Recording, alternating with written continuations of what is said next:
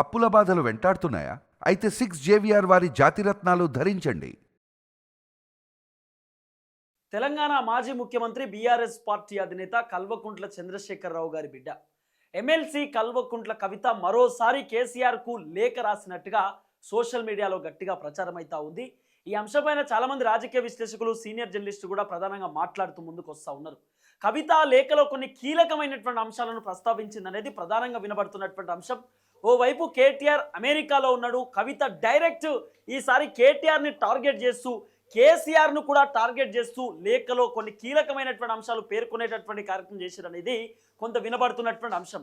ఈ అంశంపైన డిస్కస్ చేద్దాం. నాతో పాటు న్యూస్ రూమ్ నుండి political editor, senior journalist Kata Karthik garu ఉన్నారు. కార్తిక్ గారితో మాట్లాడదాం. కార్తిక్ అన్న, కవిత మరోసారి లేఖ రాసిందనేటటువంటి ఒక చర్చ వినబడతా ఉంది. ఆ లేఖలో ఏముంది? ఎమ్మెల్సీ కల్వకుంట్ల కవిత రెండోసారి లేఖ రాయాల్సినటువంటి అవసరం ఎందుకు వచ్చింది? స్టార్టింగ్లోనే ఆమె రాసినటువంటి లేఖ సోషల్ మీడియాలో గట్టిగా ప్రచారమైంది. ఆ లేఖ పైన దుమారం రేగినటువంటి దాఖలాలు కూడా మనం చూస్తాం. ఈసారి మళ్ళీ లేఖ రాసేటటువంటి ప్రయత్నం చేసింది. ఆ లేఖలో డైరెక్ట్ కేటీఆర్నే టార్గెట్ చేసింది అనేది కొంత వినబడుతున్నటువంటి అంశం. నిజంగా కవిత రెండోసారి లేఖ రాసిన లేఖ మళ్ళీ బయటికి ఎట్లా వచ్చింది? ఆ లేఖకు సంబంధించినటువంటి సమాచారం మళ్ళీ బయటికి ఎట్లా లీక్ అయింది కార్తిక్ అన్న?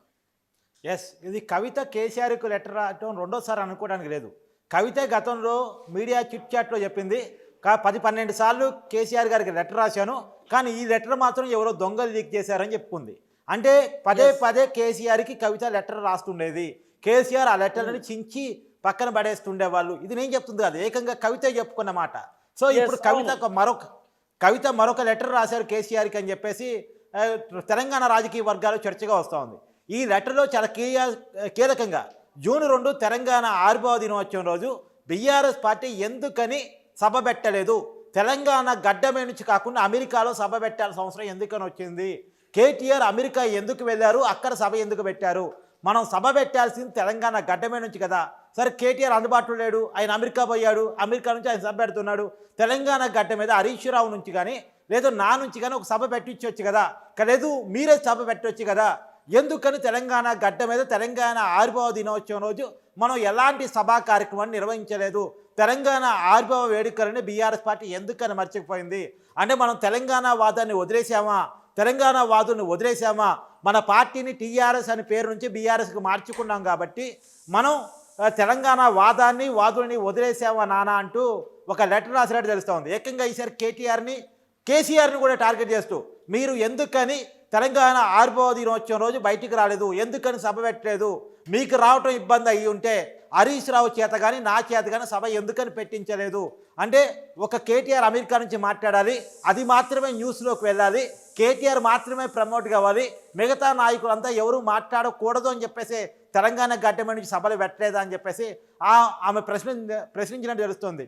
కొడుకు మీద మాత్రమే ఎందుకంత ప్రేమ చూపిస్తున్నారు నాన్న, నేను మీ కూతుర్ని కాదా, నేను మీ కాడ నుంచి వచ్చిందానే కదా, మీ రక్తం పంచుకొని పుట్టిందానే కదా, తెలంగాణ ఉద్యమంలో నేను కూడా ఉన్నాను కదా, తెలంగాణ జాగృతి పేరుతో అనేక ఉద్యమాల్లో నేను కూడా పాల్గొన్నాను కదా, ఎందుకు కేటీఆర్ మాత్రమే హైలైట్ చేస్తూ ఉన్నారు?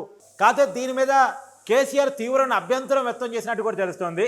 తనదేంటో ఈ లెటర్ అవసరం లేదు, ఇది కవిత కావాలని కేటీఆర్ని టార్గెట్ చేస్తూ రాసిన లెటరు. తెలంగాణ ఉద్యమంలో మనం మొదటి నుంచి ఉన్నాం, తెలంగాణ ప్రజల మీద మనకున్నటువంటి ప్రేమని, తెలంగాణ ప్రజలతో మనకున్న అనుబంధాన్ని ఎవరో చెప్తే తెలుసుకోలేని పరిస్థితిలో నేను లేను, ఇది కేవలం ఒక రాజకీయ కారణాలతో లెటర్ రాయటం అనేది తెలుస్తూ ఉంది. ఆ ఉంటే ఉండమనండి, వెళితే వెళ్ళమనండి, కానీ ఇలా పార్టీని రభస చేసేలాగా, కుటుంబాన్ని ఇబ్బంది పెట్టేలాగా, కావాలని పార్టీని తెలంగాణ వాదుని ఇబ్బంది పెట్టేలాగా ఈ లెటర్ రాయటం అనేది కరెక్ట్ కాదు. తెలంగాణ వాయిస్ని అంతర్జాతీయ సమాజం వినేలాగా, ప్రపంచం మొత్తం చూసేలాగా అమెరికాలో బీఆర్ఎస్ పార్టీ సభ పెట్టింది. ఇవాళ ప్రపంచం మొత్తం కూడా బీఆర్ఎస్ పార్టీ సభ వైపు చూస్తూ ఉంది. ఒక ఇంటర్నేషనల్ వేదిక మీద గతంలో భారతదేశానికి సంబంధించిన ఏ జాతీయ పార్టీ కానీ ఏ ప్రాంతీయ పార్టీ కానీ ఇలాంటి బహిరంగ సభ నిర్వహించలేదు. మరి ఇలాంటి సభని బీఆర్ఎస్ పార్టీ నిర్వహిస్తే అభినందించాల్సింది పోయి క్రిటిసైజ్ చేసే పరిస్థితి ఏంటి? అంటే తెలంగాణ వాదం తెలంగాణకు మాత్రమే పరిమితం కాలేదు, ప్రపంచంలో ఉన్న ప్రతి తెలంగాణ పౌరుడు తెలంగాణ వాదే. అమెరికాలో ఉన్నటువంటి మన ఎన్ఆర్ఐలతో సబ్బెట్టి తెలంగాణ వాదాన్ని, తెలంగాణ ఆవిర్భావ విశిష్టతను, దానికి బీఆర్ఎస్ పార్టీ అంటే ఆ రోజు టీఆర్ఎస్ పార్టీ చేసిన ఫైట్ని, కేసీఆర్ గారు చేసిన త్యాగాన్ని ఆ ప్రపంచం అంతా గుర్తించేలా అక్కడ నుంచి సభ పెడితే ప్రపంచం మొత్తం ఆ సభ గురించి మాట్లాడుకుంటే ఈ లెటర్ల యుద్ధం ఏంటి? ఇది పార్టీ మీద ఆమె చేస్తున్న యుద్ధం, తెలంగాణ వాదం మీద ఆమె చేస్తున్న యుద్ధం, తెలంగాణ వాదం మీద ఆమె ఇలా కొత్తగా మాట్లాడుతుందేమో. నేను కదా తెలంగాణ ఉద్యమానికి బ్రాండ్ అంబాసిడరు, తెలంగాణ ఉద్యమం కోసం నా ప్రాణాన్ని ప్రణంగా పెట్టి తెలంగాణ సాధించాను కదా, ఇవాళ నాకామె పాఠాలు నేర్పుతుందా అంటూ కేసీఆర్ మండిపడినట్టు కూడా తెలుస్తోంది అక్కడ ఉన్నటువంటి కొంతమంది కీలకమైనటువంటి నాయకులతోటి. ఏది ఏమైనా కవిత చాలా కీలకంగా పార్టీని టార్గెట్ చేశారా, కేసీఆర్ పేరు చెప్తూ కేసీఆర్ ఓకే అంటూనే కేసీఆర్ని కూడా టార్గెట్ చేస్తూ, ప్రత్యేకించి కేటీఆర్ని టార్గెట్ చేస్తూ తను లెటర్ రాసినట్టు తెలుస్తూ ఉంది. అంటే ఎమ్మెల్సీ కల్వకుంట్ల కవిత కొత్త పార్టీకి సంబంధించినటువంటి చర్చ కూడా వచ్చింది. సో నిన్ననే పార్టీ అనౌన్స్ చేయాల్సినటువంటి అవసరం ఉంటుండే, కానీ కవిత ఢిల్లీకి పోయేటటువంటి కార్యక్రమం చేయబోతా ఉంది. ఢిల్లీకి పోయి వచ్చిన తర్వాత కొత్త పార్టీ అనౌన్స్ చేయబోతా ఉందనేది కొంత వినబడుతున్నటువంటి అంశం. అలాగే భారతీయ జనతా పార్టీ ఎంపీ రఘునందన్ రావు కూడా చెప్పే ప్రయత్నం చేసిరు, కవిత మస్తు ఆస్తులను సంపాదించారు, 10 సంవత్సరాలలో ఆమె ఖచ్చితంగా కొత్త పార్టీ పెట్టబోతా ఉంది, ఆ పార్టీ ఢిల్లీకి పోయి వచ్చినాకనే పెట్టే అవకాశం ఉందంటూ కూడా ఆయన వ్యాఖ్యానించేటటువంటి కార్యక్రమం చేసింది. ఎట్లా చూడొచ్చు ఈ అంశాన్ని? ఎస్, కవిత ఒక 2 ఆప్షన్లు పెట్టుకొని ముందుకెళ్తూ ఉంది.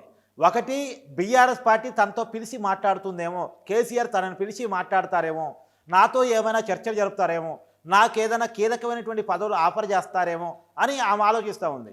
సో ఆమె కొంతకాలం వేచి చూసే దూరంలో ఉంటూ ఇంకొక పక్క నుంచి తెలంగాణ జాగృతి అనేటువంటి వేదికని పెంచాలి, తెలంగాణ జాగృతి వేదికకి సబ్ ఆర్గనైజేషన్ స్టార్ట్ చేయాలి. అంటే కార్మికుల యూనియన్ కావచ్చు, రైతుల యూనియన్ కావచ్చు, మహిళల యూనియన్ కావచ్చు, ఇలా తెలంగాణ జాగృతికి అనుబంధంగా కూడా అనేక యూనియన్లు పెట్టి తెలంగాణ జాగృతిని సస్టైన్ చేసి దానికి ఇంకొద్దిగా మెరుగులు దిద్ది పునాదులు వేయాలి.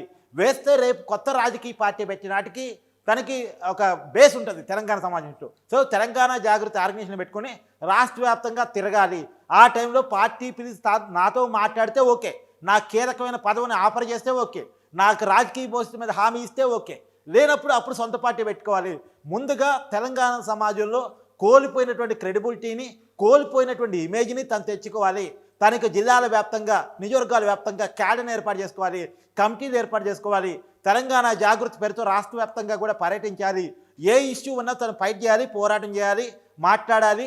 తెలంగాణ జాగృతి వేదికగా కవిత వాయిస్ వెళ్ళాలి. అందుకని చూడు, బంజారాహిల్స్లో కూడా కొత్త ఆఫీస్ ఓపెన్ చేసింది. సో అక్కడ నుంచి క్రియాశీలకున్న మీటింగ్లు పెడుతుంది. ఇప్పటికే ఉన్న సమాచారం తీర్మాన మల్లాన్ని కూడా మాదాపూర్లో ఆఫీస్ ఓపెన్ చేశాడని చెప్పేసి. సో ఒక పక్కన గ్రౌండ్ వర్క్ జరుగుతుంది.